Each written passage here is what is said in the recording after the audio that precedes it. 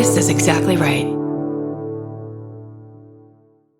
The Hulu original series Furious is coming to Hulu and Hulu on Disney Plus on July 27th. Starring Emmy Rossum as Alice Black, Furious follows a rookie FBI agent on the hunt for Catherine, played by Lola Pettigrew, a mysterious and calculating female serial killer. While Alice upholds justice, Catherine kills for it, terrorizing the rich and powerful men of New York in her pursuit of vengeance. With secrets that change everything, Alice discovers there's a thin line between hunter and prey. Watch the Hulu original series Furious on July 27th. Streaming on Hulu and Hulu on Disney Plus for bundle subscribers. Terms apply. Goodbye. Sometimes the hardest part of therapy is just getting started. For real, which is why having help that's flexible, accessible, and easy to fit into your life matters. And that's exactly what Talkspace is designed for. Talkspace therapy and psychiatry is covered by most insurers, and most insured members pay a copay of $0. Part of the mission of Talkspace is to provide quality care that is accessible and affordable, whether or not you're insured. Talkspace has really made it just a kind of no-brainer to try therapy. If you're nervous about talking to someone, if you're nervous about the money, if you're nervous about leaving the house, you don't have to deal with any of that. They have covered it. And for me, like, that is best way to get into therapy. Take all the what ifs out. You know you got to do it. You know you do. As a listener of this podcast, you'll get $80 off of your first month with Talkspace when you go to Talkspace.com/MFM and enter promo code SPACE80. That's SPACE80. To match with a licensed therapist today, go to Talkspace.com/MFM and enter promo code SPACE80. Goodbye. Summer is for adventures, road trips, and adding a whole lot of miles to your car. That's why it's worth stopping at Valvoline Instant Oil Change first. Their trained techs help you get road trip ready with an oil change and an 18-point maintenance check included with every oil change, checking your tire pressure, wipers, lights, and more. Valvoline Instant Oil Change techs complete over 270 hours of training, so your car's in capable hands. Best part? You can stay in your car and you're in and out in about 15 minutes. Valvoline Instant Oil Change. Change wisely. Goodbye.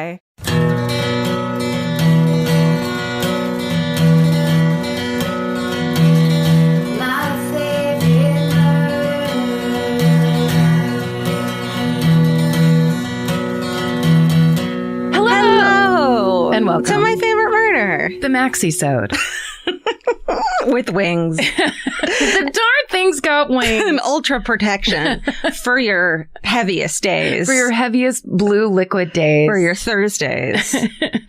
That's Karen Kilgariff. That's Georgia Hardstark. Thank you. Oh, you're welcome. My pleasure. Thank you for introducing me. It was easy. It was fun. It felt right. We had a great time. Oh, remember? Remember when I introduced you? The old switcheroo. We talk about your mug. I'm drinking out of, this is actually Steven's mug that he brought to the office. And someone made it for him when he was working on the great Molly McAleer's podcast, Mother May I Sleep With podcast. And someone handmade it. It's just straight up Sharpie. Hold on a second. Okay, so it's a Sharpie on one side that says Mother May I Sleep With podcast. And it's a design that looks like a butt with a rainbow. It looks like a butt. And you drink it that way, so I have to see the butt all the time? Yeah, I guess because I'm right-handed. You use it all the time. It's my mug. It's my favorite. And the other side says Mr. Jody Arias. And I thought, I didn't really know how it got here, but every time Stephen and I were talking about it, it's the perfect shape for coffee because it's more than a coffee cup size, but it's not so big your coffee gets cold. It's just like the perfect extra amount. But as I was reading these sides, I looked at the bottom and it says best mustache in podcasting at the bottom. Wow. Just kind of like, you made it for yourself. Admit it. Oh, you caught me. Oh no. Oh shoot. What a bummer that Stephen can never shave his mustache now. It's just like, you're a stepdad forever. What if Stephen shaves his mustache and he just has a white skin mustache underneath because he's had a mustache for so long? What if he shaves his mustache and there's just a mustache underneath? Do you know I've never seen my father without a mustache except for in pictures? Wow. He's always had exactly that mustache. Always. Wow. Except for in the 80s, it was slightly longer on the outside. But of course. He's a fireman and I think they were required to have them. It's like it's an extra protection against the flames. Yep. Watch that lip. Yeah, you know that if your mustache starts singeing, that's when you know to get out of there. It's your personal fire alarm. If your lip gets hot, you're in too far. That's right. Yeah. That's the old fireman saying. Here's to mustaches. Yay. All sorts. Do you have any? What do you have? Well, we have an exciting announcement. Yeah. So let's just do that first. Let's fucking do it. Because we're stoked that we finally get to announce a new podcast. You guys. Coming to the Exactly Right Podcast Network. Finally. Oh, this is a good one. This is a joy. So exciting. Yeah. It's in the comedy chat form column. Our friend, the great Bridger Weiniger, who you might know him from Twitter. He has a hilarious Twitter account. He's written on all your favorite shows, and he has a podcast that he's going to be doing on Exactly Right called I Said No Gifts. Yeah. When you brought this to me, you were like, Bridger wants to do a show. And I know you've been friends with him for many years. And you told me the premise. I was like, abso-fucking-lutely. It's greenlit. It's such a good idea. It's so good. It's called I Said No Gifts, but all of his guests are required to bring him a gift. Then he says, I said no gifts.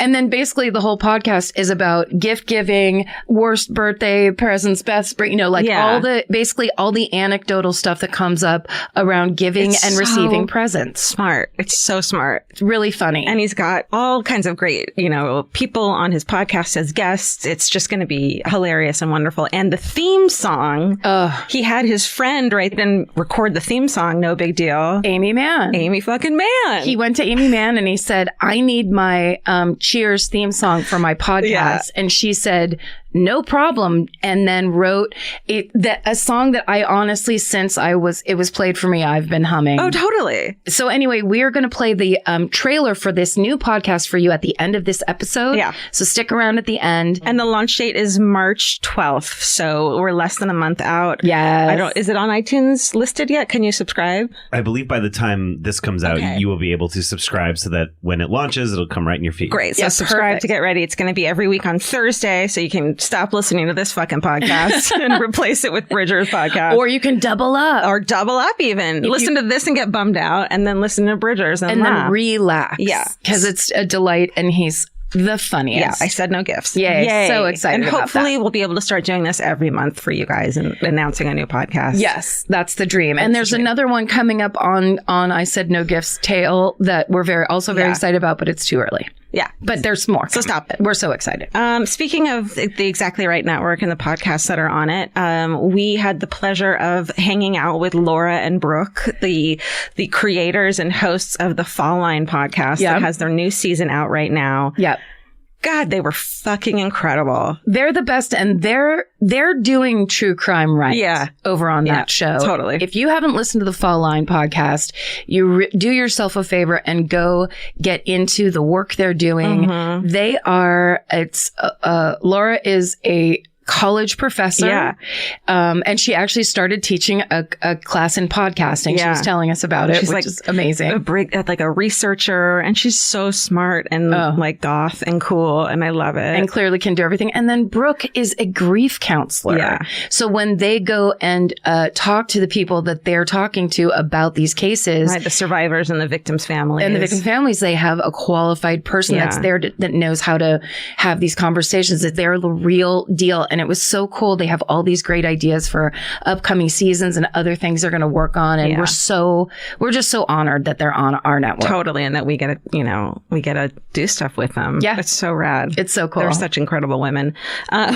Speaking of incredible women, Percast. That was rude. I'm sorry, Stephen. I didn't mean it was that a slam? I didn't mean it like that. My co-host Sarah, she's great. That's Sarah. Sarah's very talented. Sarah's great. This week, none other than Jackson fucking Galaxy is on the Percast, which for us cat people is like the get of the century. I mean, truly peaked. I can stop now. Yeah. It's Jackson Galaxy. That's incredible. Now it's time for the dog cast. Yes. Lizard cast.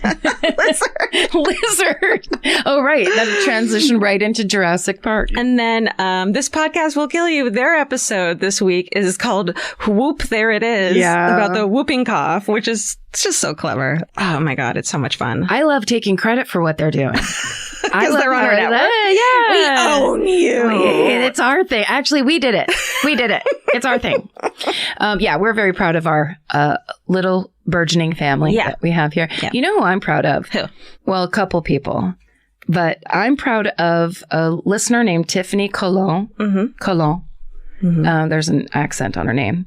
And I'm proud of her because she sent me and you, but you didn't see it, on Twitter, a tweet that said, "Is that little baby G Hardstark I spotted in an episode of Dharma and Greg?"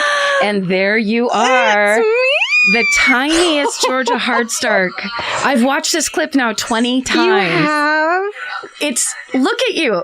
First of all, you're acting so casual. You're I'm so an extra. 90s. You're so 90s.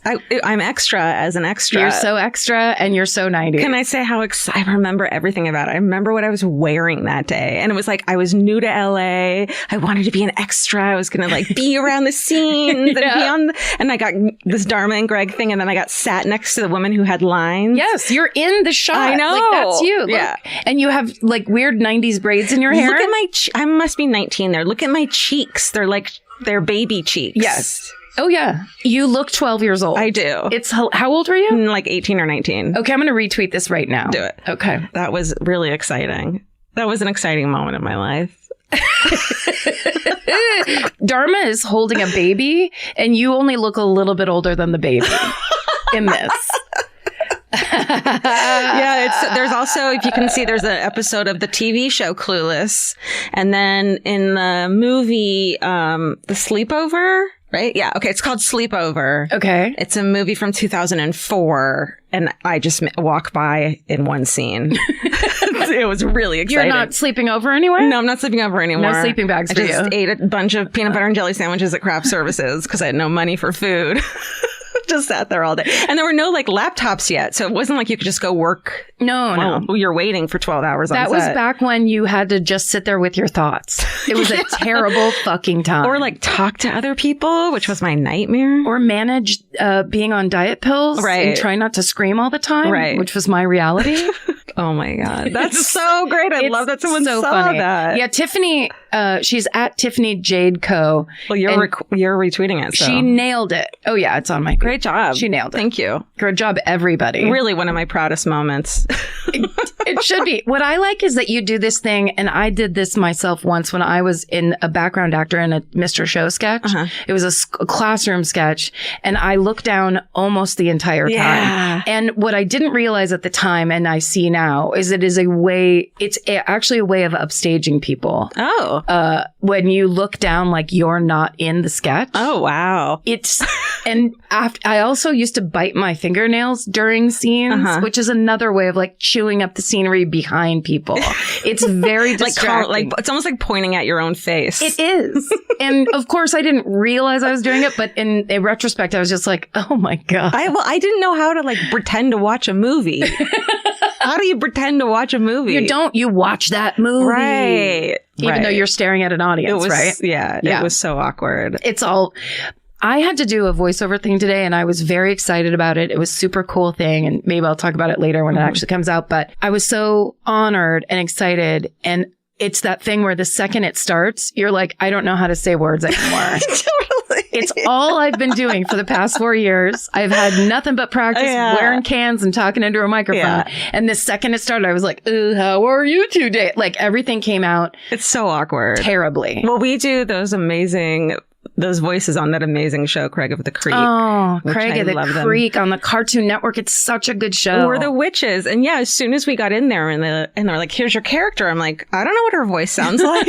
And now it just sounds like me. Right. Because I have no other voices. I know. I mean, yes. You're so good at it, though. I love watching you do it. Thank you. Yeah. I mean, I love to do it, but it's the thing where I have to tell myself so many times before I arrive, you're not going to get it right the first time, and that's good. Totally. Let them tell you how they want you to do it. Yeah. My thing is, because I had never had any training doing anything, and I was usually on some kind of white drug, my thing would be like, I didn't do it right the first time. And then I would be so weirdly freaked out. I wouldn't allow anything. Whereas like, if you get hired for a part, the people that are doing the show want input on what you're going to do. Okay.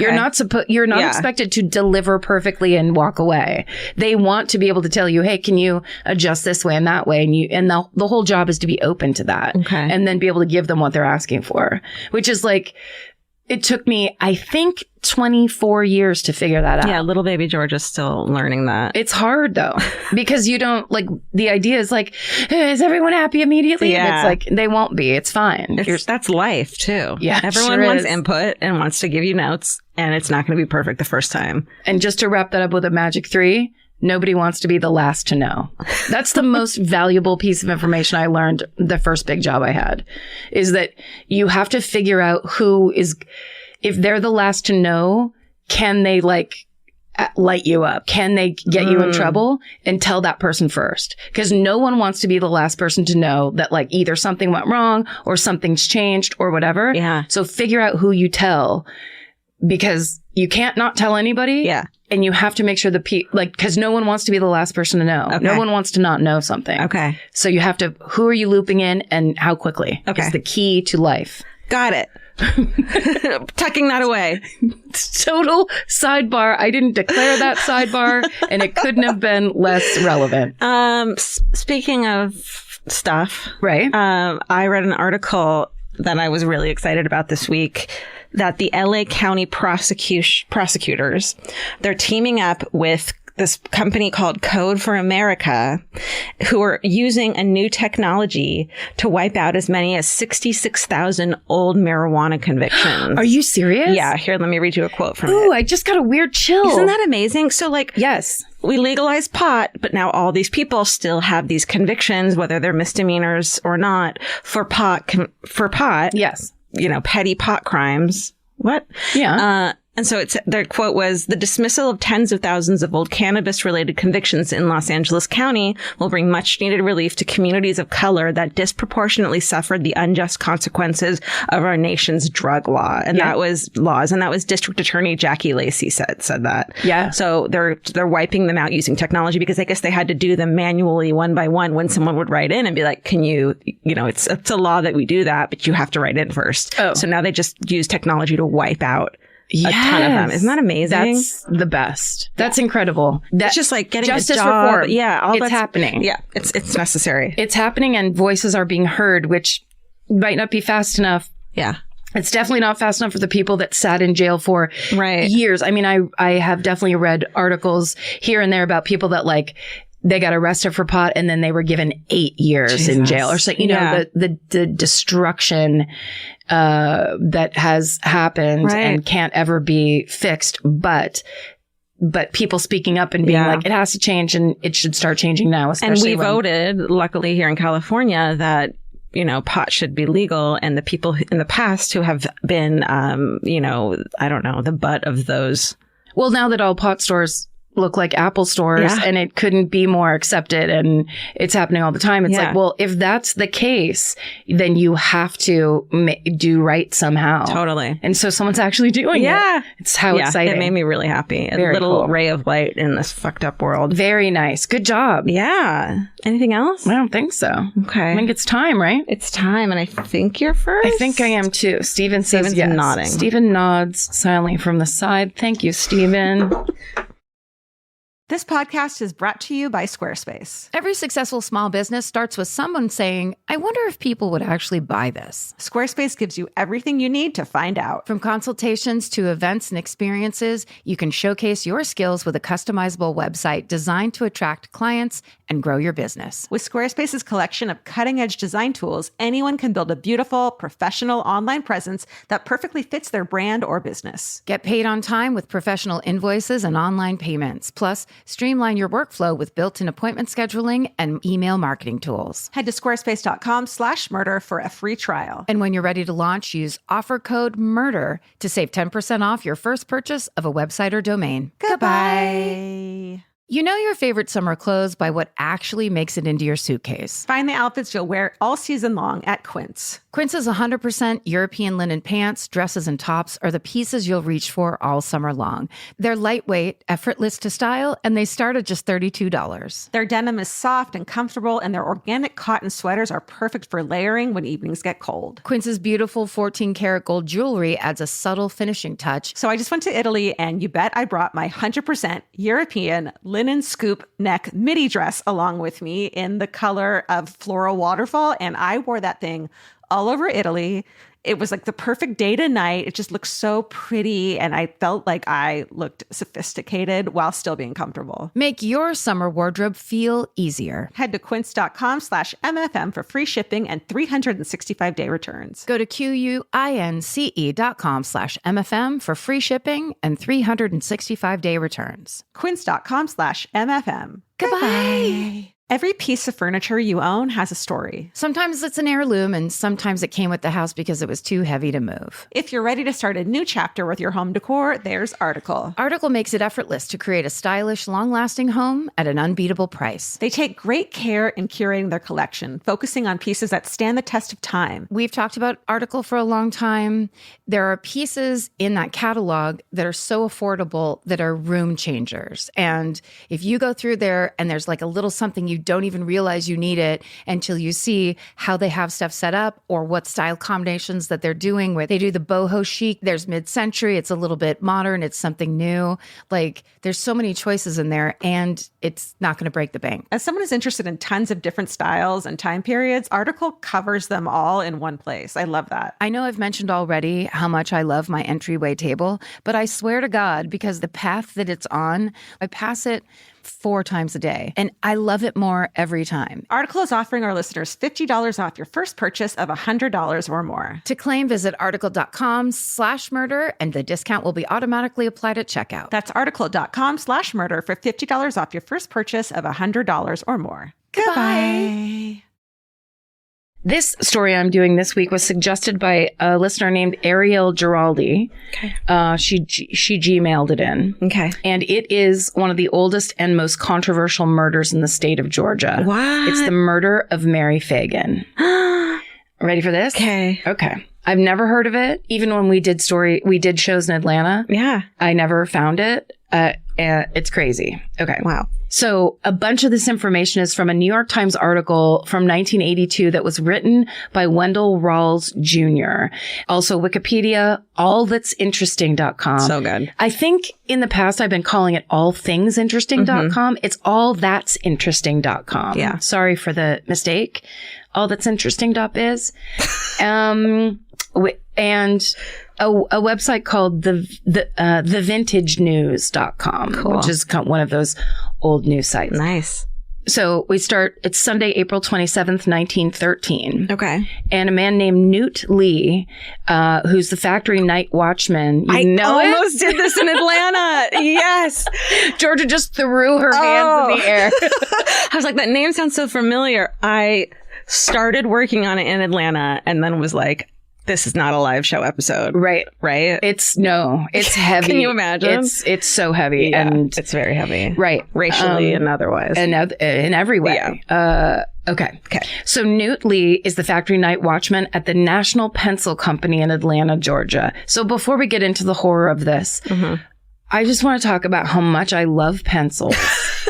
How when I was a child, for some reason, like in second grade, they showed us one of those weird, let's go to the pencil factory. Yeah. And they showed how pencils are made. Totally.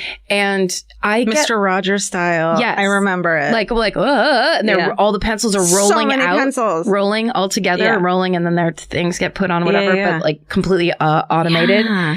I've always been a fan of the Dixon Ticonderoga pencil, classic number 2. Look at you. Writing with a pencil is like my favorite, most satisfying way of writing. Thoughts on mechanical pencils? Love them. On board. When I have a mechanical pencil is when I go take my crossword puzzle on a plane. That's right. I've seen you. I've been with you as we scoured Hudson Newses until you could find you a mechanical pencil. I need a mechanical pencil because I don't have a sharpener for a classic pencil. Of course, I didn't bring my own classic pencil. Wow. Even though I have drawers of all kinds of... Do you want to hear the song I made up? I don't care what the next couple words are. The answer is yes. Do I want to hear the song you made up? Yes. This is just an example of how much time I spent alone as a child. I made up this song, Dixon, Dixon, Ticonderoga. Wow. It's not an original tune, I don't think. Okay. But that was always the pencil that was in my hand You when I was loved like your doing pencil homework. so much that you wrote a song for it. Fucking love it. And my favorite is when you find a pencil and usually it'll be like at a doctor's office or somewhere public. And it's a classically sized pencil that has been used down to the nub. Oh, you want like a little guy. A little guy that's been used by everybody. Because when do you ever see that? No, you don't. Usually pencils, when you get halfway, they break and go by. Or it's brand new. God, but when someone has been so conscientious as to use the whole pencil. Or like that was their pencil and it meant it like they loved it so much. Yes. It's a thing. I love it. It's very old fashioned. But it really is like. I remember the pencil machine in our library when you got a quarter and you could get a pencil and it was like. You could buy a pencil? Yeah. And like one of those little like candy machines. Yeah. It was very exciting. Oh, that's cool. You should get one for your house. I'm getting that for you for your birthday. Don't tell me. Stephen, remind me to get Karen that for her birthday. Edit that out of my memory, Stephen. Also, that just made me think of the affixed pencil sharpener. This is for the oldest of people. Oh, yeah. Affixed on the wall in the grammar school, so you had to walk up and go. I still have those in my house. I haven't I have a couple old pencil sharpeners. Do you really? And it's like so kitschy and cute to just put a pencil sharpener up in your house. Yes. And people are like, why do you have a fucking pencil sharpener? And you're like, well, I'm a influencer. I'm a lifestyle influencer on Instagram and I have quirky things everywhere. I'm retro and I like old things made of lead, paints, pencils, gasoline, whatever it takes. Just plain lead. Okay. Just now I'm thinking of there was once and now I can't remember if this was on Tumblr or if it was on Twitter. Yeah. Someone did a portraiture of used pencils. It was a series of photos of those kinds of pencils I was describing that were like used down to the nub. If anyone finds that, let me know, please. Okay, anyway. If they can find my fucking Dharma and Greg episode, they can find that fucking pencil. Did you lose your shit when you saw that? It was just like, at first I didn't know what I was looking at because I'm, as you well know, the results of this, I skim things for like a noun I recognize and then I just keep going. Yeah. So when I was looking, I was like, what? I'm not going to watch an old episode of Dharma and go, what? And then like, it took me like 8 seconds to realize what was happening. Yeah. Because I remember you saying it, but I didn't remember it was Dharma and Greg that you were on. Yeah. Hilarious. Got it. Okay, back to us. Fun time sidebar over. Now we're back into this horrible story. Right. And we're at the National Pencil Company in Atlanta, Georgia. This is where it all started. So the night watchman goes down to the factory's basement around 3 a.m. to use the bathroom.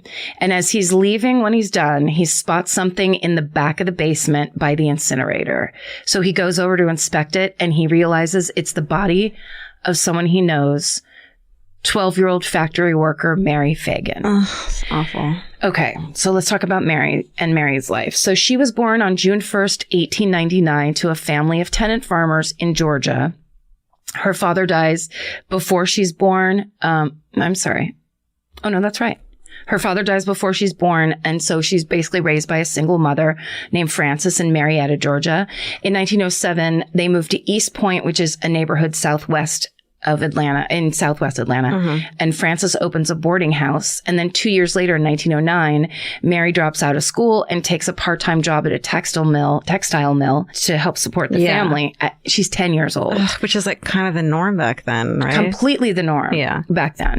In 1912, her mom remarries a man named John Coleman, and the whole family moves into Atlanta proper.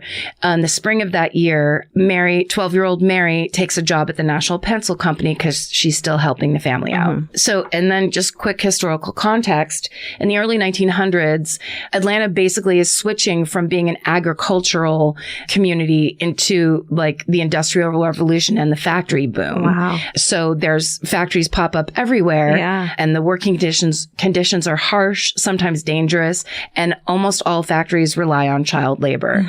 A group called the Populist Party and other bigoted Southerners blamed Jewish business owners for exploiting children. But the reality was, as reported in the 1913 Atlanta Georgian, the state of Georgia's standards regarding child workers were the worst in the country. Wow. So factory owners of every faith, ethnicity, and background made it constant practice to hire children as young as 10 years old. Oh my God. And in Southern cotton mills at the turn of the century in 1900, 25% of the employees were under the age of 15, and half of those were under the age of 12. That's insane. So it was completely common practice. It had nothing to do with who owned it or what religion they were. Yeah. It was what everyone was doing, because children were, of course, much easier to manage than adults. They would do whatever you told them, wouldn't question their bosses. They were small, so they could get into things. And if things were broken, they were just used. And they were cheaper, probably. And they were cheaper, much cheaper. Yeah.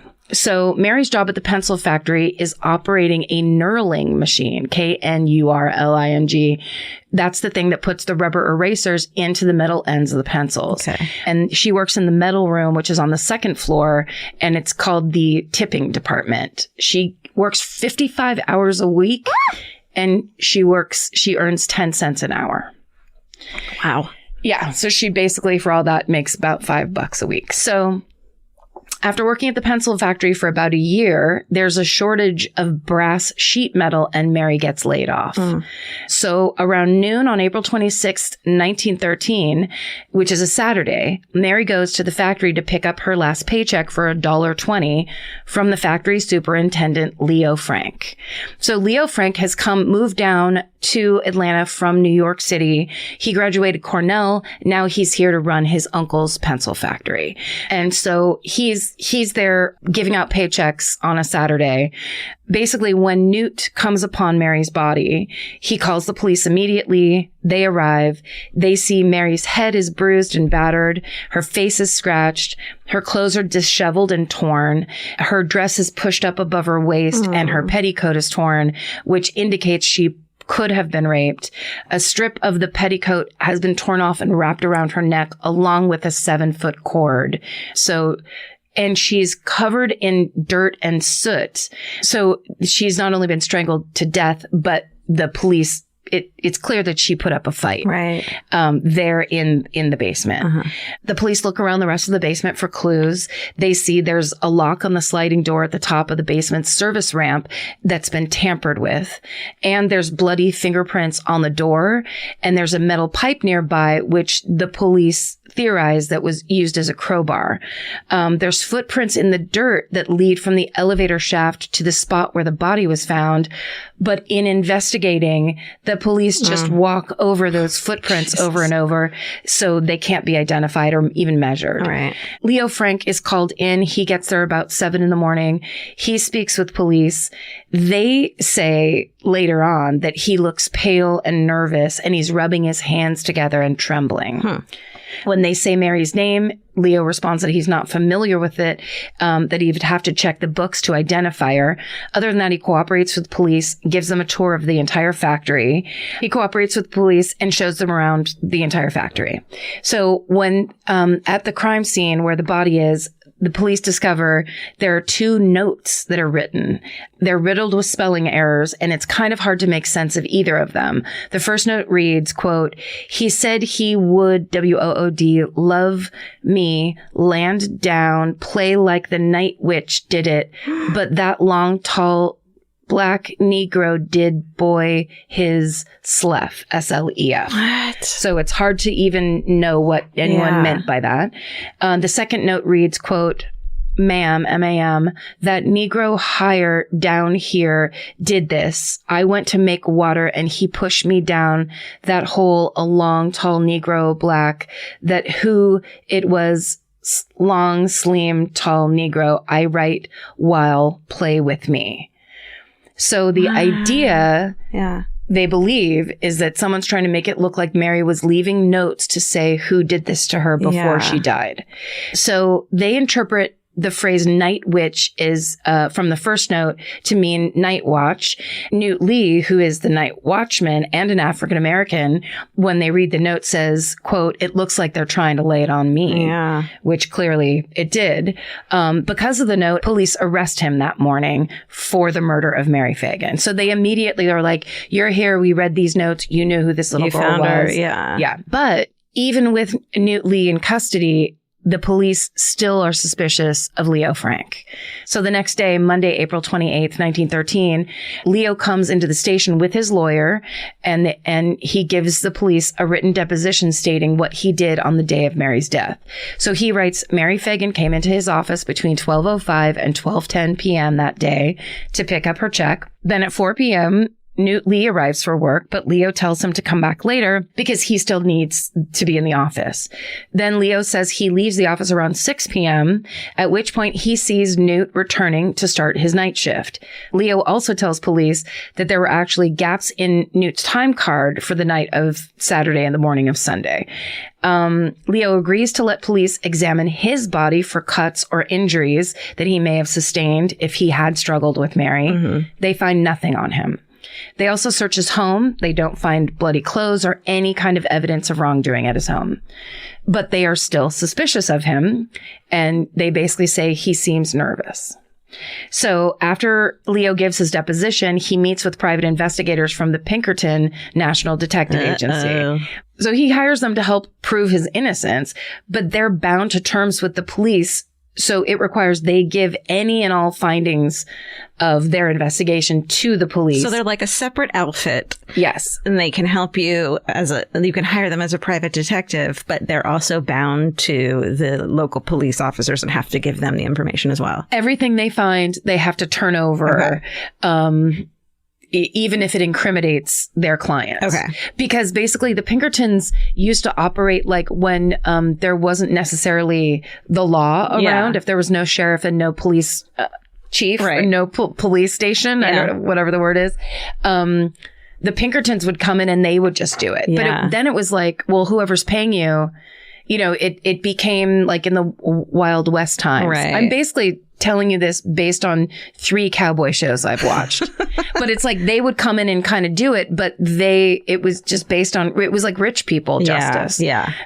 Anyway, everybody correct me on that, please. I'd love to learn more about the Pinkertons. But that's from what I've watched. It's like you can hire them to come in, but then, Yeah. So it's like you wouldn't hire them if you thought they were going to find anything incriminating against you. It wouldn't make sense. Yeah. Because I bet you Leo Frank knew that was the agreement. Right. So he's like, yeah, just get out there and get that information. Yeah. Okay. So the following day, Tuesday, April 29th at 11 a.m., Detective John Black goes to Newt Lee's house to look for evidence. There he finds a shirt with blood smeared on it up to the armpits in the bottom of Newt's burn barrel. But because of the weird way that the blood is smeared and because this shirt, quote, smells unused, Detective Black suspects that this is fake evidence that's planted by Leo Frank and his defense team. Oh, shit. That's quite an assumption. Yeah. Quite an assumption. So I think that in reading that, it kind of indicated to me, clearly it's like you have it out for this guy for your own reasons. You're going to twist any evidence to look bad for him. That it was actually very smart of Leo Frank to hire Pinkertons to be like, I'm going to need more than just the locals here. Yeah. Okay, so half an hour later, the police arrive back at the pencil factory and arrest Leo Frank. Shit. Just based on this. Yeah. Yeah. So then on Wednesday, April 30th, a coroner's inquisition is held. Leo testifies. He repeats his account of what he did on the day of Mary's disappearance. He has a few witnesses corroborate his story, but some of the former female employees of Leo's testify that Leo came on to them when they worked for him. And another young man testifies that he heard Mary Phagan, quote, complain about Leo. Police still don't have any hard evidence on Leo about this crime or on Newt about the crime, but they keep both in custody. Okay, so the next day is Thursday, May 1st, and some pencil factory workers alert the police when they see factory janitor Jim Conley washing what they claim to be blood out of a work shirt. Oh, shit. They put it together that Jim had also been at the factory on the day of Mary's murder. Jim Conley is also black, and the crime scene notes indicate that the murderer might have been black. So police arrest Jim Conley. Jim tells them it wasn't blood on his shirt, it was rust. So the police examine it and they see that he's right. But they keep him in custody. They're just fucking arresting everyone all over the place. Everyone that isn't white. You. Yeah. Leo Frank is obviously Jewish, right? He's Jewish. Yeah. So 2 weeks later in mid-May, Jim Conley gives his formal statement. He tells police that he had spent that Saturday, the day of Mary's death, shooting dice and drinking at saloons. But some witnesses say that they did see Jim in the lobby of the factory that day. Police also discover that Jim can read and write, and he could have written those notes left behind at the crime scene. When they test his spelling, they discover that he makes the same spelling errors that are on the notes. Oh, no. Yeah. So the police are now suspicious of Jim, and on May 24th, Jim admits to writing the notes, but he says that Leo Frank made him do it. And over the next few weeks, Jim is interrogated more, and he ends up giving 3 more statements to the police, changing his story slightly every single time. But he's always sticking to the same concept, which is Leo Frank murdered Mary Phagan, then coerced Jim Conley into helping him hide it. Okay, so in the final story that Jim gives police, he claims Leo bumped into him on the street, told him to follow him back to the factory, and once he was there, that Leo had him hide in a wardrobe while 2 women visited Leo's office. After the women leave, Leo tells Jim to write the murder notes, then gives him a pack of cigarettes and sends him on his way. Jim tells police he didn't know about Mary's murder until the day after. So on May 24th, Leo Frank is indicted for the murder of Mary Phagan. Leo's defense team urges officials to indict Jim Conley too, but they don't. Wow. Okay, so police give Jim Conley's latest story to the newspapers, and the newspapers run with it. And because of this media portrayal and because of the rampant anti-Semitism at the time, most of the public immediately believes that Leo Frank is guilty. Yeah. Several of the factory workers are not buying it. They suspect Jim was trying to rob someone else, saw Mary, and decided to attack her instead. And in an attempt to remove all doubt, police arrange, this is so weird, they arrange a meeting between Leo Frank and Jim Conley for May 28th so they can discuss things in person with the police. Interesting. But Leo doesn't go. He says he won't go without his lawyer present. Yeah. And his lawyer's out of town. So Leo not showing up for this meeting makes everyone, it confirms their suspicions. Yeah. Okay, so Leo Frank's trial begins July 28th, 1913. It draws a huge crowd. The courtroom's packed. People watch from outside through the windows. It's big, big news. So there's this strange bigotry that the jury has, but not in the standard typical way. Instead of assuming that Newt Lee and Jim Conley are guilty and that Leo Frank, the white man, is innocent, they think that Newt and Jim wouldn't be able to come up with a complicated story like that because they're black. What? And then that Leo Frank, being Jewish, is guilty because of all the anti-Semitism, that clearly he's this factory owner that doesn't care about children and is just, doing whatever he wants. Wealthy, yeah. It's all very convenient. So on top of this, rumors are spreading about Leo Frank's sexual habits. Many women who used to work at the factory say that Leo was always, quote unquote, flirtatious. One person even says he once saw, and this was an ex-policeman, says that he saw Leo in the woods with a young girl. After that statement is given by this ex-policeman, it's proven to be a complete fabrication. But once it's out, it doesn't matter that it's proved that way because the damage is done. Yeah. And it's like everyone is sitting there waiting to hear which minority person they get to hate publicly. Out of this. So during the trial, the prosecution uses the stomach analysis from Mary's autopsy to argue that she had to have been killed somewhere between 12 and 12:15. And Leo's earlier statements, he said Mary came to his office around that time, collected her check, and left.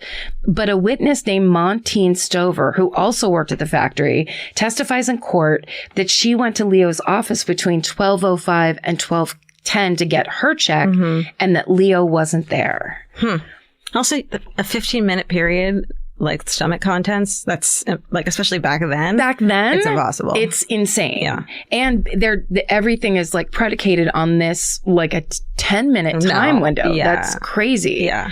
Toward the end of the trial, Leo's defense team requests a mistrial, claiming that the public opinion of Leo had been swayed too much by the media. This request is denied. Meanwhile, just outside the courthouse, there are angry mobs screaming, "Kill the Jew." And a local newspaper had described Leo Frank as, quote, a Jew sodomite. Oh my God. But apparently there was no problem with what the media did to Leo Frank. Right. On August 25th, 1913, the jury deliberates less than 4 hours before returning their verdict. Leo Frank is unanimously found guilty of the murder of Mary Phagan. Wow. So the next day, Leo is sentenced to death by hanging. The hanging scheduled for October 10th, 1913. But Leo's defense team appeals the death sentence on the grounds of trial misconduct. His lawyers cite several examples, including jury intimidation and the damaging rumors that were being spread about Leo's character. And they also pointed outside and went, the defense rests. Right. Look at them. These people? So Leo's initial appeals are all rejected, but they do spark further investigation. And when looking at the timeline of events again, authorities find it plausible that Montine Stover could very well have arrived at Leo's office just before Mary's arrival. Then this would mean that her interaction with him would have no bearing on whether or not Leo was involved in Mary's murder. That basically that whole 10-minute window thing is bullshit and should not have basically come into the case at all. Right. Plus the amount of grime that Mary was covered in when her body was first found indicated that a struggle must have happened in the basement. Right. It wouldn't have happened in the office. Right. So Jim Connolly's questioned again, and he changes his story again to say that Leo Frank gave him $200 to move Mary's body to the basement and burn it in the furnace. Holy shit. And as a result of that, on February 24th, 1914, Jim Connolly is found guilty of being an accomplice in Mary's murder, and he's sentenced to 1 year in prison. What? Yeah. Okay, so Leo's hanging is rescheduled multiple times, but finally on June 21st, 1915, after 2 years of deeper investigations and legal back and forth, Governor John Slayton commutes the sentence from death by hanging to life in prison just days before the governor's term expired in 1915. This commutation produces a furor of protest. People go crazy. Armed mobs roam the streets, forcing Jewish business people to board up windows and doors. A mob of several thousand people armed with guns, hatchets, and dynamite surrounded the governor's mansion until they were dispersed by state militia. Wow. The publisher of a local magazine called the Jeffersonian, a man named Tom Watson, wrote, "This country has nothing to fear from its rural communities. Lynch law is a good sign. It shows that a sense of justice lives among the people." Hey. Yeah. And then a group of 75 men who called themselves the Knights of Mary Phagan, including Tom Watson, they all meet at Mary's grave and devise a plan for revenge. On August 16th, 1915, the men drive 175 miles southeast down to Milledgeville to the prison farm where Leo Frank is being held. Oh, yeah. A month before, he'd had his throat slashed and he had survived it. The Knights of Mary Phagan cut the prison's telephone wires. Oh my God. Break in, handcuff the warden, and abduct Leo Frank. They drive to Marietta, where Mary Phagan was born. And in the early morning of August 17th, they lynched 28-year-old Leo Frank. Fuck. Yeah. No one's ever arrested for Leo Frank's murder, but Tom Watson does publish a statement on September 2nd, 1915, in that issue of the Jeffersonian saying, quote, "The voice of the people is the voice of God." Hey, Tom.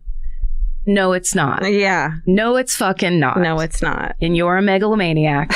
And hi, Tom, this is God. Stand down. You don't know what you're fucking talking about.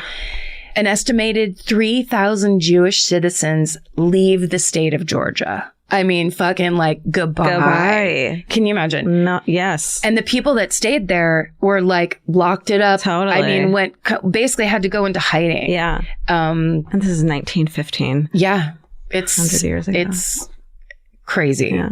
Historians believe that the popularity of the actions of the Knights of Mary Phagan gave way to a resurgence of the Ku Klux Klan. Fuck. Yeah, but it also became a lightning rod for a Chicago attorney named Sigmund Livingston, who had just weeks before Leo Frank was lynched, founded a new organization called the Anti-Defamation League. Oh my God. Its mission was to, quote, stop the defamation of Jewish people and to secure justice and fair treatment to all. And so upon seeing this, the way that case played out, what happened in the press and everything, Livingston makes it his mission to never let a bigoted public opinion sway another trial. Basically, that's the case and that's what happened. Mm-hmm. 69 years later, in 1982, an 83-year-old man named Alonzo Mann gives a sworn statement to the Tennessean newspaper saying that he knows for a fact that Leo Frank did not kill Mary Phagan. What? So these two reporters from the Tennessean, Jerry Thompson and Robert Sherborne, they get a tip from someone saying, you need to go talk to Alonzo Mann. And so they go and interview him, and Mann finally tells his story, and he supplies them with notes, with pictures and other materials. He submits to a lie detector test and a psychological stress evaluation, and he passes both impressively, according to the Tennessean. Holy shit. The newspaper reports that a 2-month investigation found Alonzo Mann's information to be historically accurate and his claims to be valid. And his claims are this, that in 1913, he was 14 years old. He was working as Leo Frank's office boy, and he saw janitor Jim Conley carrying Mary's limp body by the waist over to the trap door leading down to the factory basement. And Mann says that he was standing there. So basically what had happened, it was Saturday, and there was like a Confederate memorial parade outside. And Alonzo Mann had gone out to go to the parade. He was supposed to meet his mother there. And when his mother didn't show up, he went back to work. He went back into the factory, but no one was expecting him to be there. And when he walked in, that's when he saw Jim Conley. And so he witnessed Jim Conley, and then Jim Conley looked over his left shoulder and said, you keep your mouth shut or I'll kill you. Wow. Alonzo Mann goes home that night, tells his mother what happened, and his mother says, stay out of it. Oh. Because his mother sees what's happening, in that town. So Alonzo Mann actually testified at Leo Frank's trial, but they only asked him a couple questions. It was very basic. And he basically kept the secret because it was like, we don't want to get pulled into this. We don't want to get killed. Yeah. I say we as if I'm him talking for him and his mother, but it's that idea where like, who knows what could happen, to get up in the middle of all this, and thousands of people storming the governor's mansion. I mean, like, how scary must that have been?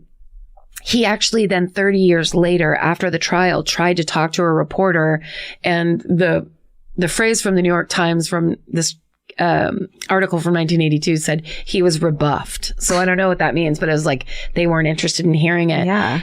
Lots of people have written books over the years about this case. No one ever went to talk to Alonzo Mann. What the fuck? Yeah.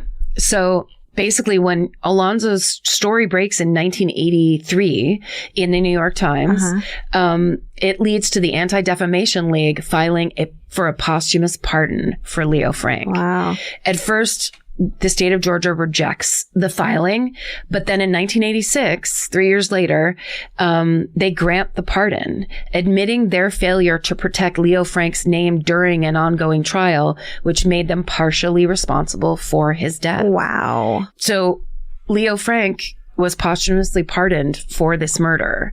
And that's the story of the murder of Mary Phagan and the revenge murder of Leo Frank. Wow. Isn't that crazy? Yeah, I never got that far into the research. So that's like... And the weirdest part is that Sigmund Livingston, right? That's his name, that started the Anti-Defamation League. He had started it 2 weeks before with $200 and like 2 desks in his law office. And he was like, he kept seeing things written where talking about Jewish people where it just be like very low key, but insidious. So it's like, apparently there was a manual for the U.S. Army that talked about how Jews are lazier than other army men, like things like that, where he was just going through things and just being like, take that out, and just continually submitting to places to do that. And that was 2 weeks before Leo Frank was murdered. So it was almost like then when he saw that, he was like, now I have to get serious about this because it's truly life and death. So if you have any extra cash and you want to support the Anti-Defamation League and the work they do fighting hate speech, go to adl.org. Click on their Ways to Give tab. Because, quote, because the fight against one form of prejudice cannot succeed without battling prejudice in all forms. Amazing. That's from their website. I didn't make that up. Wow. Isn't that nuts? Yeah, great job. So many, I mean... What an awful story. It's an awful story, and it's a very worrisome story because we're always scared to talk about these huge, awful, race-related murders. Totally. You know, I'm sitting there talking about, like, Leo Frank was lynched, but almost entirely lynchings happen to Black people. Right. It's... Right. You know what I mean? Like, you don't want to start talking about lynchings in the South and only talk about this one case. Totally. But, you know, like, and then you don't want to talk about this case and there's 2 other Black men that are implicated. Right. And one actually may be guilty, but it was never proved and we don't know. Everything about this is worrisome, nervous making, and yet, like, it's a story that has to be told. Totally. And also I'll say this. The creepy thing about when I was reading the article on thevintagenews.com is when you look in the comment section, fucking straight up anti-Semitism in a way that I was thinking, because we were just talking about that when you go through and on some websites, people come in and go, I heard about this story from my grandma, and people like talk about shit. The stuff I read on that website, I was like, holy fucking shit. Like basically it was people kind of arguing that he should not have been pardoned and that but it immediately was the most racist, hateful speech I've seen. That's insane. I mean, it was crazy. So we're not done. Lots and lots of work for everybody to do. That's right. And get conscious about. And come on, America. Yeah. Let's get our shit together. If not now, when? Here's the thing. Fuck racism. Yeah. Fuck anti-Semitism. Yep. What might help you if you feel the need to blame other groups of people you do not know for what's happening to you or what's wrong in the world, what you're really doing is talking about yourself. That's just the truth of life, is we all want to other so that it's not on us, the fact that we don't have what we want or we're not in the place that we want to be or whatever. But you can shortcut a lot of pain and a lot of misery and a lot of continual black hole feeling inside of you by, instead of blaming other people, going, what am I doing? What is this? What am I doing right now? Why am I doing it? Yeah. Because it doesn't work that way. Right. It doesn't work that way. Yeah. And all people that don't look like you aren't responsible for your problems. Absolutely not. Hate to fucking tell you. Yeah. You're number one in the responsibility department of your problems. Yeah. Sorry if your grandma told you different, but... Sorry if your grandma was a racist. Everybody's grandma was a racist. Sure, she was super sweet in other ways, but like... It's just... She can't... It's how it was. And nowadays... No fucking way. No fucking way. Knock it off. If you're always on the lookout for a great audiobook or just want help figuring out what to listen to next, there's a podcast you should know about. It's called Earsay, the Audible and iHeart Audio Book Club, hosted by Cal Penn. Each episode takes a closer look at some of the most talked about new audiobooks on Audible, spanning a wide range of genres from sci-fi and literary fiction to rom-coms, thrillers, and comedy. Cal is joined by guests who dig into what these stories are about, what makes them stand out as audiobooks, and why they're connecting with listeners right now. If you're looking for your next listen, this is a great place to start. Listen to Earsay, the Audible and iHeart Audiobook Club on the iHeart Radio app, Apple Podcasts, or wherever you get your podcasts. Goodbye. The best time to think about home security is before you need it. That's exactly why there's Simply Safe. Traditional home security only alerts you after a break-in has already happened, and that's too late. Simply Safe is changing that. Simply Safe's US-based live agents identify threats on your property and help deter them so intruders never get to your house. The system is customizable so you can build one that fits your home and your specific needs. The 24/7 professional monitoring is effective and affordable and won't lock you into a long-term contract. I think that's what's so scary for so many people is that long-term contract. And like, whatever turns out you don't like it or need it,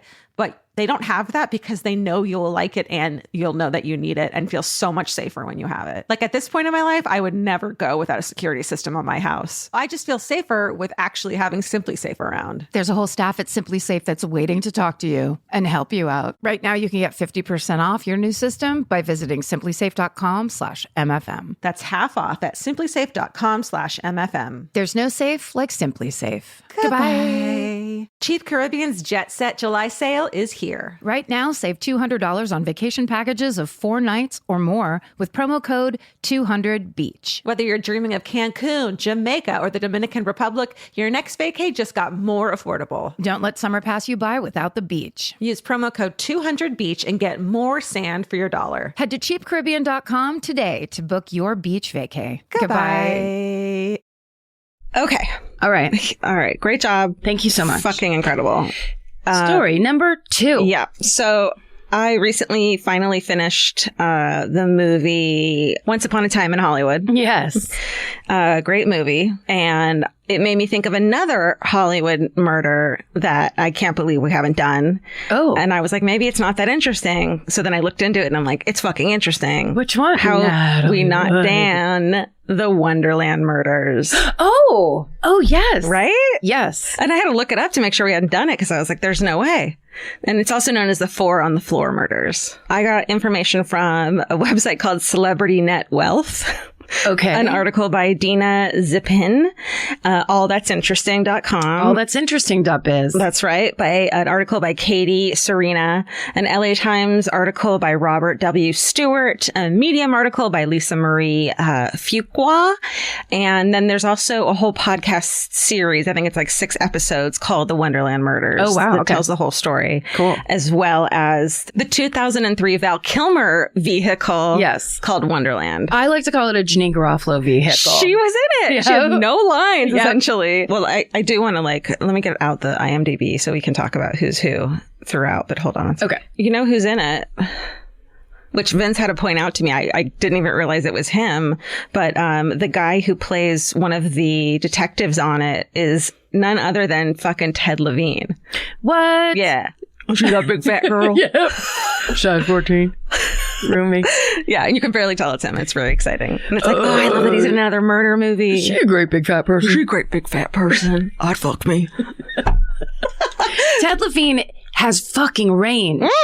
He has range because then he went on to become like the police chief on Monk, where he would speak and then every once in a while you'd get a dip of Buffalo Bill. And I just that's feel like, right. oh no. That's why he gets these little Buffalo Bill fucking zingers. If you guys don't know what we're talking about, then you don't know Silence of the Lamb by heart, then what are you even doing with your life? GTH. Get to Silence of the Lambs. It's on everything. Yes. Just watch it. Please do. So It's a perfect film. it is. So at the start of the 1980s, Karen, the 2-bedroom split-level house with a carport at 8763 Wonderland Avenue that's located in the safe and affluent Laurel Canyon area of Los Angeles. Very safe, very affluent. Right. It's the Hollywood Hills. Famous people fucking live there. It's expensive. It's fancy dream area. Totally. Yeah. So there's this house there, and in it lives a well-known drug house at this time in the early 80s.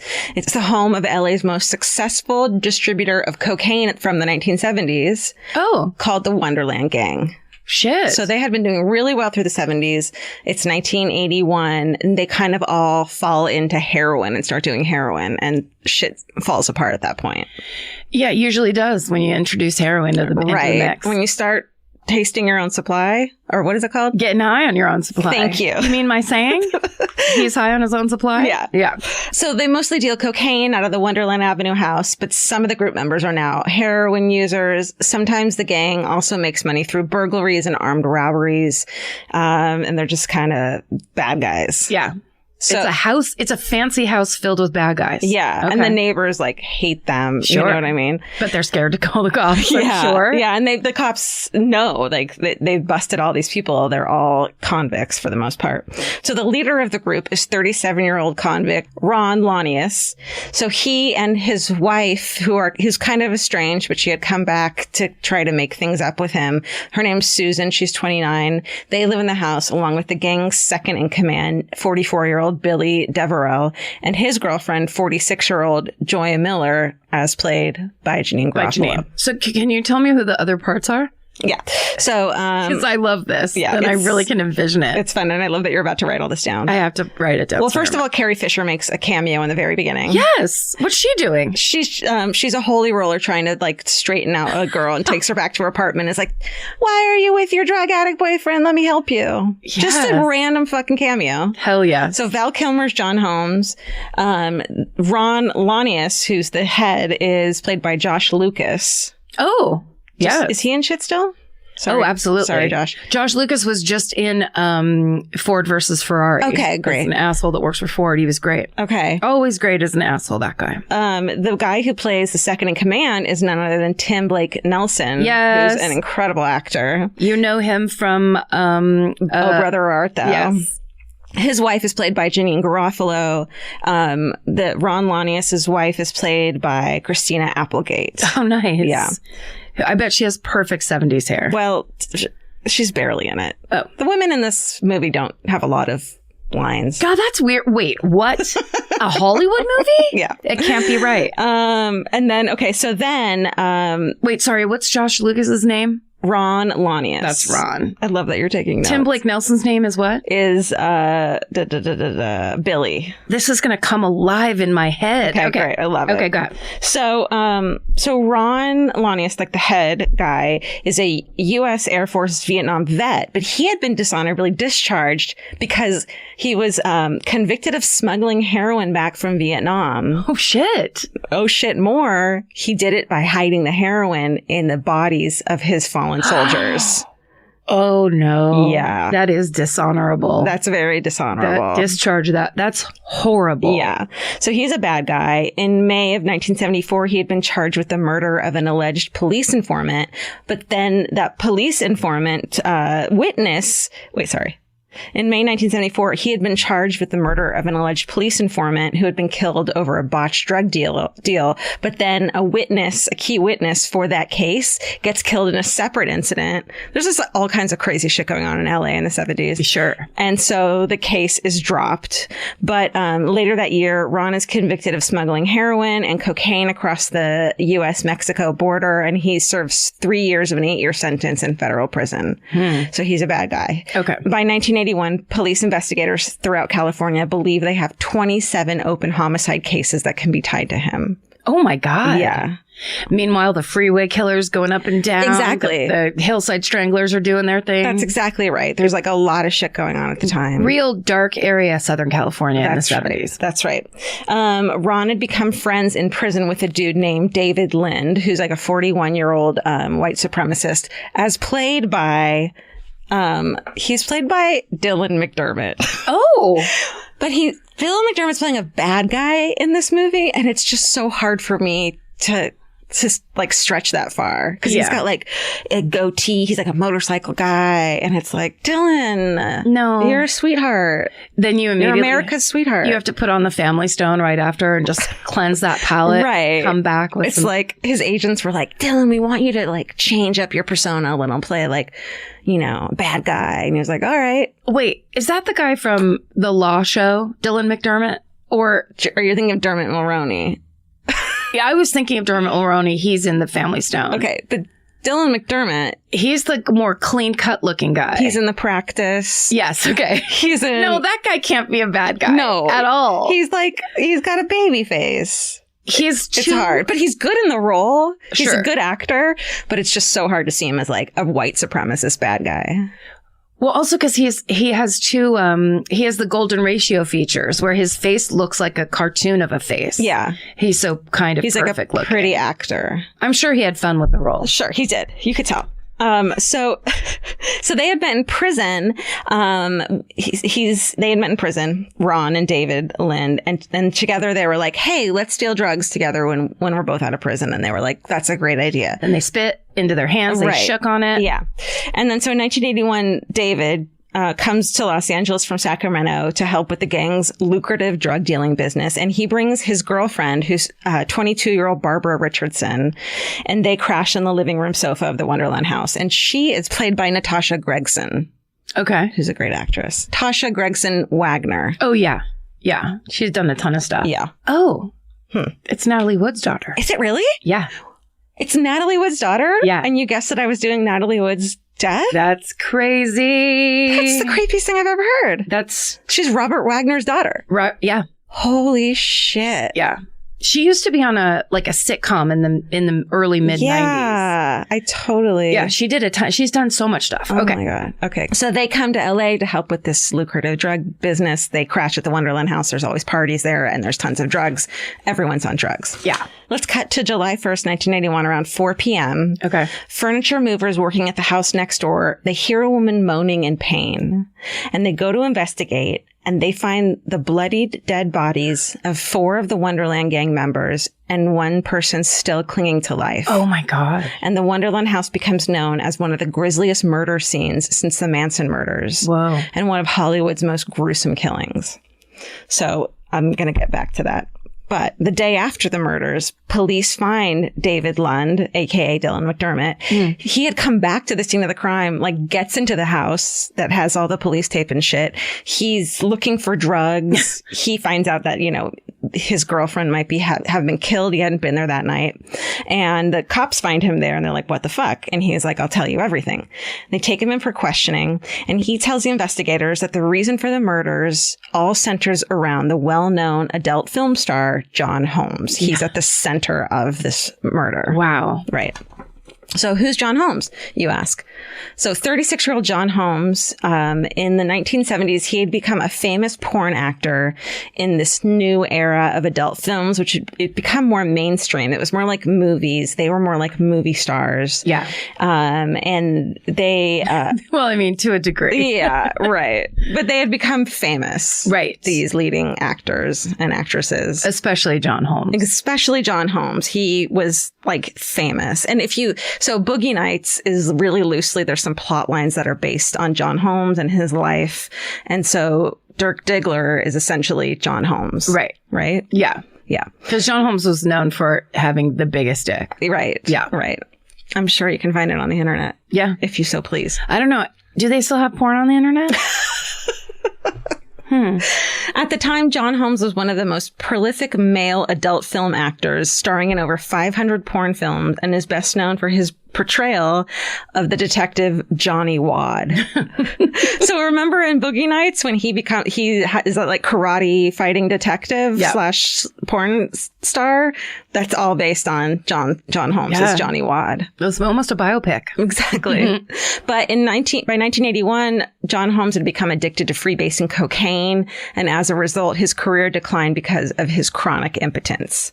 So he had become a frequent visitor at the Wonderland house, and the gang had let John hang out mostly for novelty. It seems like they treated him like a joke, and he was kind of like a mooch. It seemed like they portray him as like a hapless mooch who he was selling drugs for them, but he had been doing the drugs himself, and so he had gotten into deep debt with the Wonderland gang and owes them a bunch of money. Ugh.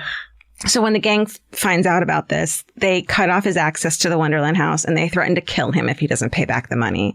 Like, this is real shit. This is real deep fucking shit. And it's that trick too of like, cause I think I actually watched a documentary about John Holmes and the way his life went. And that whole thing of like, he lived because porn films it was this kind of like a party atmosphere and drugs were obviously in the 70s. Like, that's back when people thought cocaine was good for you. Right. That was actually free flowing. Everyone did it. In the like late 70s, it's like, oh yeah, it's just like a pep. It's uppers, you know, Right. like it's not that big of a deal. Right. So then, yeah, with the early 80s, the come down of like, crash. Yeah. now you're dabbling in heroin. Now you're in a thing where you can't get out. Totally. Like, so dark. It seems like that's what had happened. Yeah.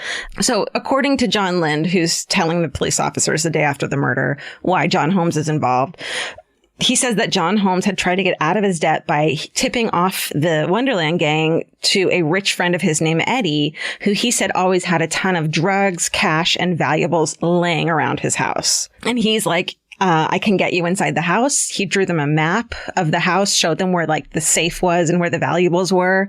And he's like, this will be how I pay you off. And I'll even leave the back door unlocked for you guys. Ugh. I know. Like, drugs make you do the dumbest fucking things. Every plan is a bad plan. Yeah. Just it's all, and the feelings are bad. Right. And they don't go away. When the end game is to get more drugs, whatever you're fucking planning is a bad idea. It's going to go wrong. That's right. Yeah. Or you'll just get in a weird car accident on the way because you're just not in reality. Right. Yeah. Exactly. You're not thinking straight. Yeah. So on June 29th, 1981, John Holmes visits his friend Eddie's house in Studio City. It's this mansion. Early in the morning, he goes there, he parties, he buys drugs, but on his way out, he leaves the patio, to the patio door to the kitchen unlatched.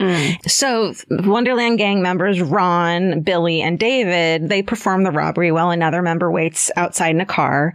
And the men enter the property through the unlocked door and confront Eddie, who's at the house with his 300-pound bodyguard named Gregory Dials, who lives there. Like, that's how crazy it is. Yeah. So they pretend to be police officers. They go to handcuff Eddie and his bodyguard.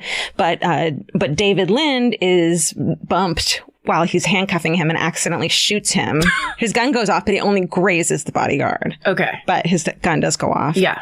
And the gang force Eddie to open the safe, and they end up making off with, it seems like $100,000 worth of stuff. I've also read $1.2 million worth of stuff. It's hard to tell, but it's cash, jewelry, guns, and drugs, including 8 pounds of cocaine. Shit. And 5,000 Quaaludes. What? All the Quaaludes. All the Quaaludes Those in the were world. the last 5,000 Quaaludes. God damn it. That's right.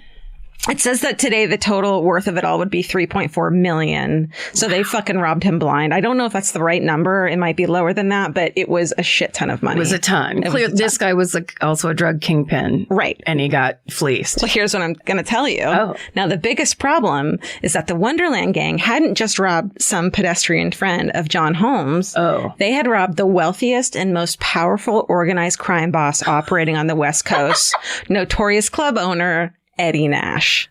Oh, shit. Who we've talked about in other episodes before. I'm nervous right now. You should be. So in the movie Boogie Nights, when they go over to Dirk Gently's Dirk Gently is the British show? It's Hitchhiker's Guide to the Galaxy. Oh, yeah. So when they go to Dirk Diggler's like rich friend's mansion and he's wearing a robe and like bikini briefs and his lover is popping off pop rocks, that's based on Eddie Nash, like almost exactly. Wow. Yeah. Okay. Amazing. So Eddie Nash owned several famous nightclubs and restaurants in LA and he was super into drugs. His drug habit was so intense, it was reported that he used $1 million in drugs every year. Oh, no. Yeah. And he was missing part of his sinus cavity because of his addiction. Yeah. And his story is crazy and fascinating as well. The podcast, The Wonderland Murders, talks more about it, but he had become withdrawn and reclusive, as you do. And he rarely left his house, but it was like a party house. And he would wear a maroon silk robe and bikini briefs and just have people, drug addicts through the house. Sure. Essentially, he was not someone you wanted to fuck with and rob, not to mention humiliate, which the Wonderland gang had done when they had forced Eddie Nash to beg for his life on his knees with a gun in his mouth. So they not only robbed him and shot his bodyguard, but they fucking humiliated him. And he could take the money loss. It was, making him look stupid. That the problem was. Yeah. That was the problem. Yeah. I mean, Yeah, because if you're the biggest drug dealer in, did you say Studio City? Los Angeles. In Los Angeles, then clearly it's about power and prestige and status and all that stuff. I mean, that's like you have the guts to do it. And then these little pricks on fucking Wonderland Avenue are ripping you off. Pretending to be they're scaring you because they pretend to be cops. Yeah. You think the shit's going down, and then it turns out. But Eddie Nash is like in bed with the LAPD. Yeah. Like they wouldn't have come and raided his house then. So do you think he knew immediately that they were fake? He knew immediately. Okay. Within 48 hours of the robbery, Nash is pretty sure that he knows that the Wonderland gang is behind the heist, and that his friend John Holmes, who Nash had taken under his wing and he called him brother, had a hand in it. But he's rich enough that that doesn't matter. It's just the fucking humiliation. Yeah. So 2 days after the robbery of Nash's house, Holmes ends up back at Nash's house after John Holmes is spotted wearing one of Nash's stolen rings. Oh, shit. Yeah. So like he got a cut of the robbery, including jewelry, and Not smart at all. Not smart. Nash, beats up John. He takes his address book and says, I'll hunt down and kill all of your friends and family if you don't tell me who robbed the house. Shit. This is just a guy from Ohio who wanted to get into porn because he had a 10-inch dick. Yeah. And he's just getting himself. Stephen almost spit up his Perrier. You hadn't heard how long it was, Stephen? Sorry. You didn't know? Stephen just... No. Quite large.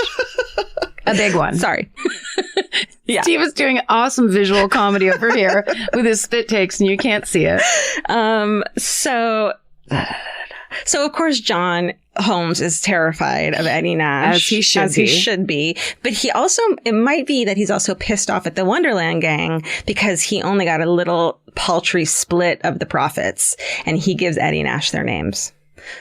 So 2 days after this robbery of Eddie fucking Nash at around 3 a.m. on July 1st, John Holmes is brought to the Wonderland house by the bodyguard along with two other unidentified men. Your face is right. Yeah. This is not going to go well. It's not going to go well. No. So this is the story that's been kind of plucked out from everyone's story based on... Like that no one really knows because everyone there got murdered. No one really knows because everyone got murdered. And the people who were involved, of course, are not talking. So this is what we kind of have figured out has happened. Okay. Is that there's an intercom, there's a, security gate, and John rings the intercom and he's like, hey, it's John. And because they know him, they buzz him in, not knowing that they're buzzing in 3 armed dudes along with him. And the group enters the Wonderland house. Oof. According to the story that John's ex-wife later tells, based on his confession to her, who's, by the way, she's played by Lisa Kudrow. Oh, wow. Really well. Yeah, she's an amazing actress. Yeah, she plays it so dowdy and perfectly.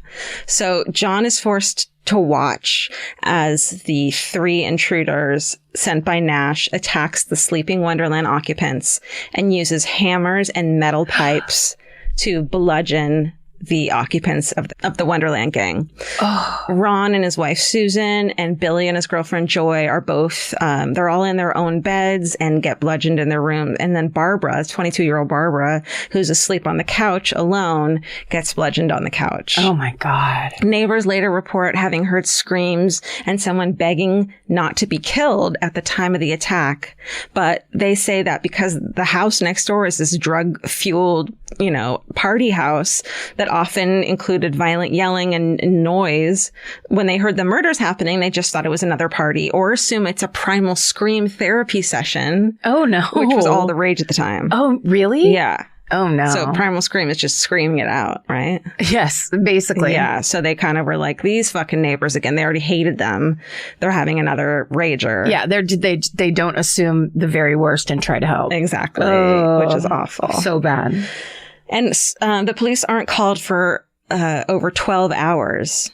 At 4 p.m., when those furniture movers heard the house next door, they hear moaning and they go to investigate and then call the police.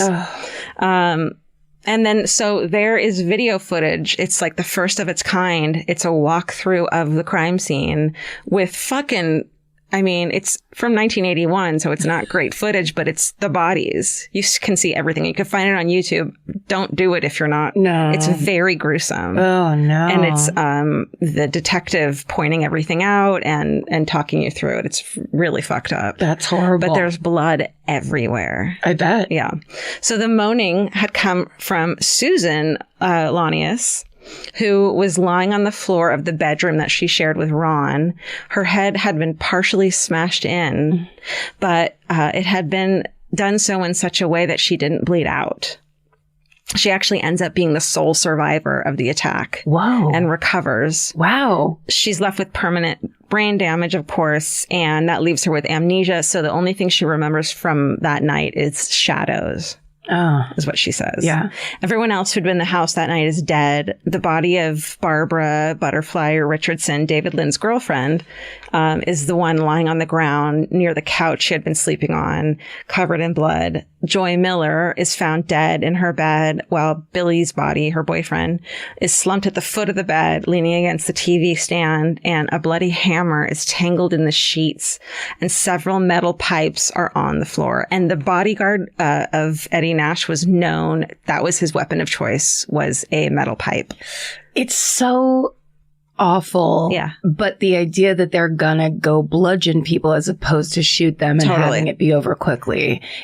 How do you do that? How do you do that? It's crazy. It seems like the point was to teach John Holmes a lesson. Yeah, fuck. It seems like that was the point. In the neighboring room, Ron Lonius is found dead, bloodied and beaten almost beyond recognition. Detectives at the LAPD say that the murder scene is one of the most gruesome and bloody murders of all time. And the video is taken as well.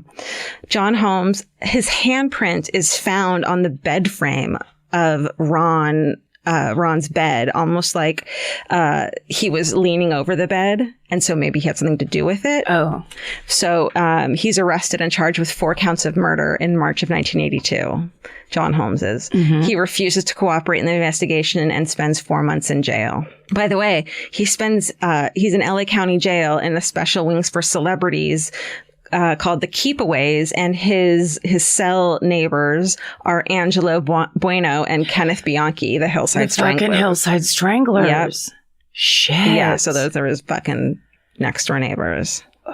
I mean, did a portal to hell open up in like 1977? It's called Ronald Reagan. It's my mom is high-fiving you in heaven right now. Oh, I love it. Pat. Wow, I can't believe he lived through that, though. Also, to survive that experience. Well, the movie Wonderland, it's so weirdly accurate from what I can tell. And they do these weird flashbacks and this fucked up shit. And like, it's just done well. And it's awful, but it's like, dude, when you get involved in drugs, these are the kind of fucking things that happen. Yeah. It goes downhill real fast. Yeah. Like the people you're dealing with are not everyday people. No. So after a 3-week trial in June of 1982, John Holmes is acquitted. And his lawyer explains that he explains the handprint away by saying that his client spent a lot of time in the house and would crash in whatever bed was possible. So that's why his handprint was there. But the handprint was like in blood. So in 1988, almost 7 years later, the police aren't any closer to solving the case, but they hear that John Holmes is on his deathbed. John Holmes had been diagnosed with AIDS and was at the hospital due to complications from the disease and about to die. Police try to get one last confession from him, but he refuses to give any names. Wow. And he dies on March 13th, 1988. After he dies, John's ex-wife tells the LA Times that he had confessed to her his part in the murders. His wife asked him why he didn't do or say anything while these people were getting murdered. And she says that John said, quote, "they were dirt." Whoa. Yeah. A girlfriend of John Holmes, her name's Dawn, from 1981, verifies the ex-wife's story, saying that John had told her the same thing. Both women say John insisted that he didn't take part in the actual bloodshed at all. He just was forced to watch. But investigators believe his handprint is on the bed frame because he participated in the beatings. And they show that in Wonderland, where it's like they forced John Holmes to take part in it, either to teach him a lesson or to have him be implicated in it as well. Right. Make him hit Ron over the head with a pipe. That would make sense. Yeah. I mean, that's, yeah. Yeah, it totally would make sense. And then him denying it to his death because he doesn't want to be part of that. And he seems, like this hapless guy who wouldn't be involved in this stuff if it wasn't for drugs. Right. So in 1990, Eddie Nash is charged in a California state court with conspiracy to commit the murders, while his bodyguard, Gregory Diles, is charged with participating in them. And in 1991, Nash's trial ends in a hung jury because it turns out that he had bribed one of the jury members, an 18-year-old woman, with $50,000. Oh, shit. Yeah.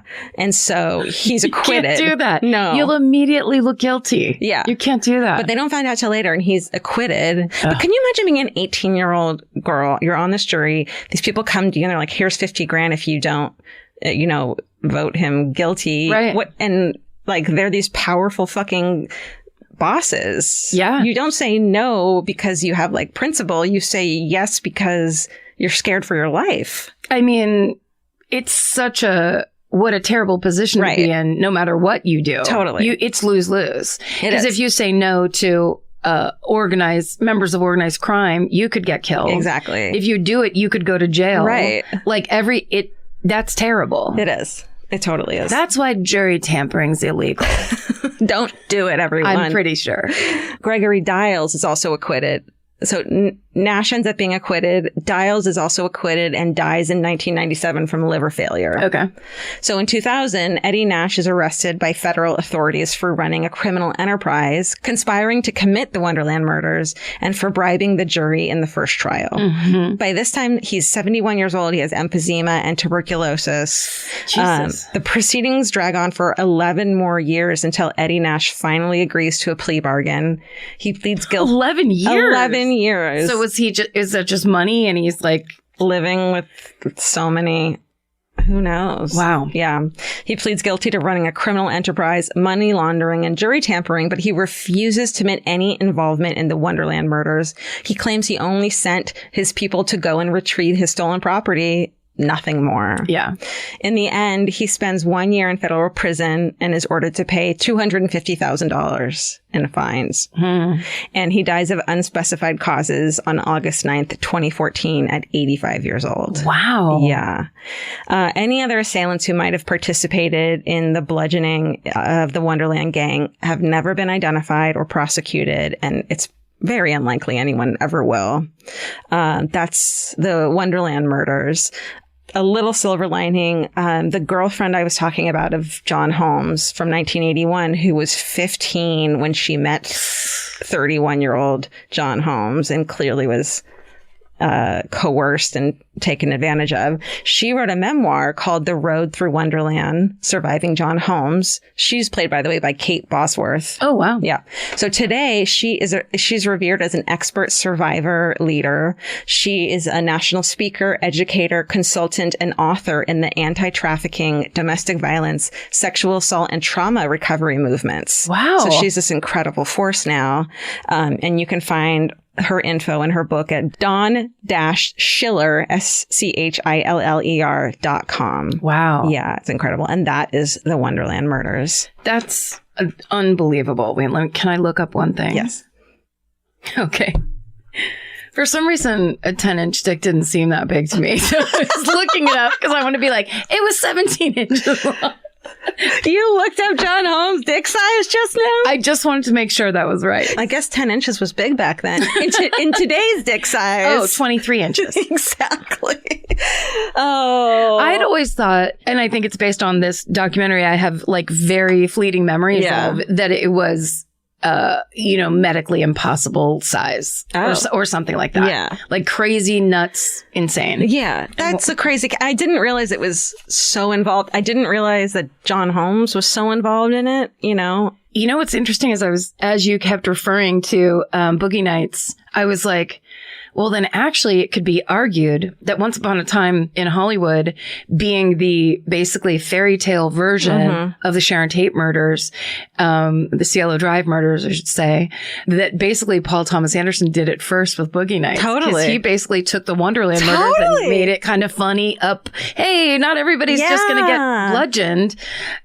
I was just thinking that as you were saying that, where it's just kind of like, that's a good controversial point. Film opinion. That's a good point. PTA did it first. That's right. Those are good movies. Because when I watched Once Upon a Time in Hollywood, and I realized at the end, oh, this is like that whole ending of them all talking and her walking up the driveway or whatever. And then I'm like, oh, I get it. It's a fairy tale. Like, it took me so long to get that. So then it was like, oh, wait. Yeah, that is like, I like the idea of taking these horrible, like, stains on history or whatever, these moments of absolute abject human tragedy. Yeah. And then just being like, or what about this funny scene where everybody does drugs and everyone acts super weird in the living room? Right. It just, I can't help but feel so much sympathy for the girlfriends and wives who fall in love with these characters who are so bad for them. And 22 years old, maybe, or 40 something and divorced with children because you're a heroin addict. Yeah. And you get divorced. It's like these things that happen in your life. Like we're such minor characters in these lives of these people who make really bad decisions. Right. And because of that, we're affected by it. It's also, I was feeling a lot of empathy toward John Holmes and just what addiction does to people. Yeah. And it's that idea that it's when people are addicts, there's so many people who don't look at it as a disease or as a thing that's beyond the control of the person it's happening to.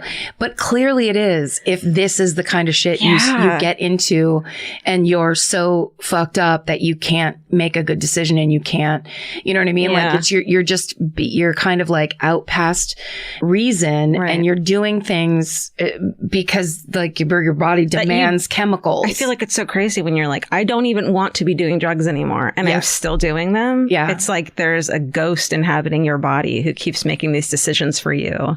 It's terrible. Yeah.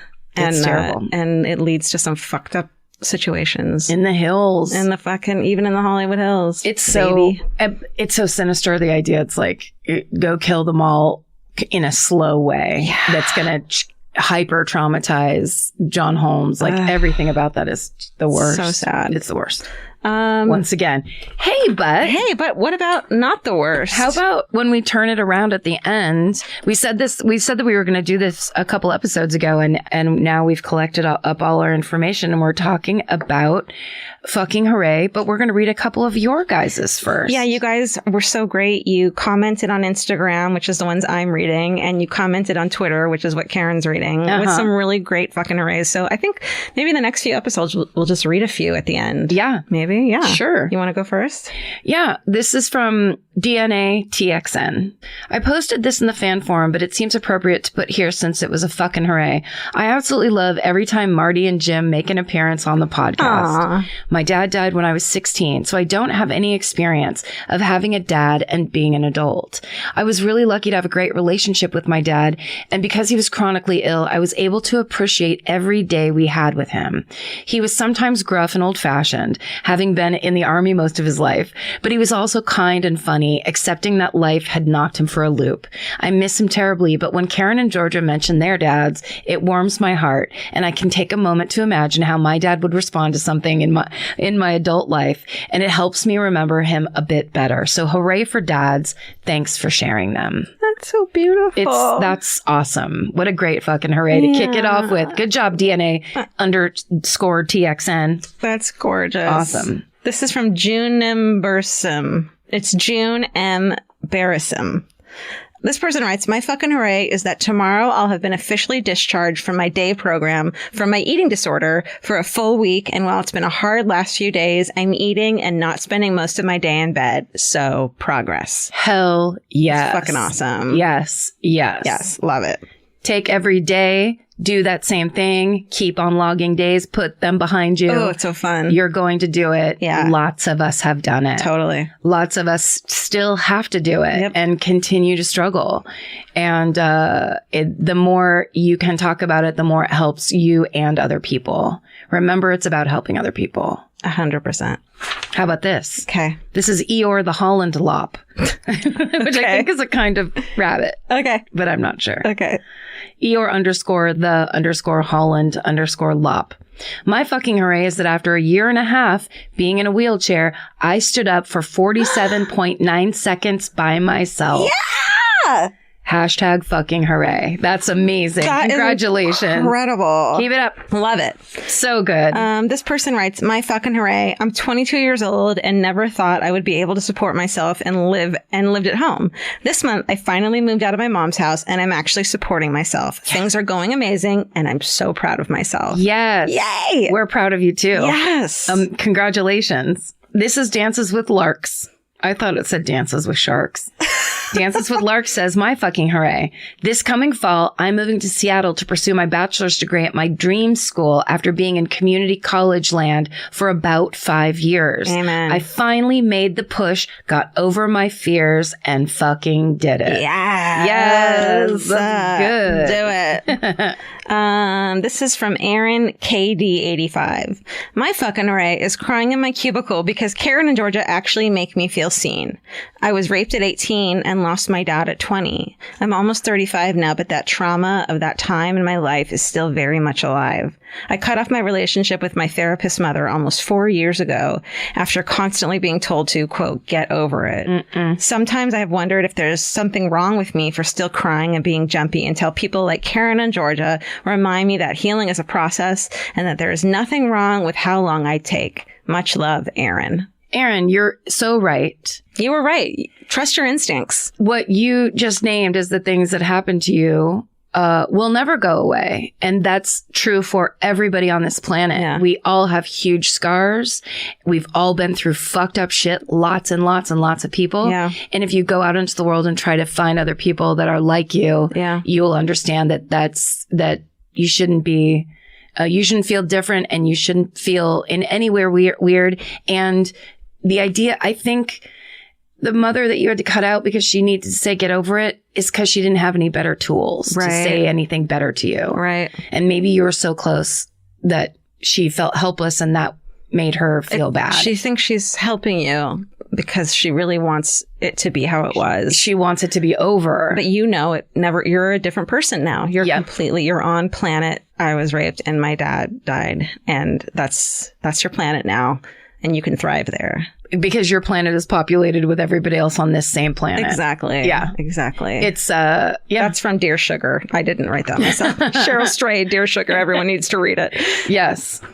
Well, and I was also just thinking of, I just listened to this. Pema Chodron has a book called Getting Unhooked. Mm-hmm. It's so good. And it's just kind of about how we all, every single human being, we just have these moments. A thing happens that we don't like for whatever reason.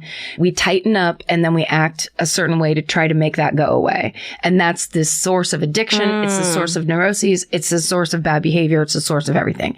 And the idea is if you can recognize when you're tightening up and then about to act weird, you can stop and just pause. That's so weird. I'm calling her a psychic massage therapist, but really it's somatic therapy. Yeah. And part of that is when something goes wrong or you feel off or you feel scared, where in your body do you tighten up? And where in your body do you feel it? And because my back is so fucked up, all the shit that I refuse to deal with from my life and from my childhood is being turned into back pain, muscle tension, and back pain. Yep. And she's like, next time you feel this tension and this tightening, go with it.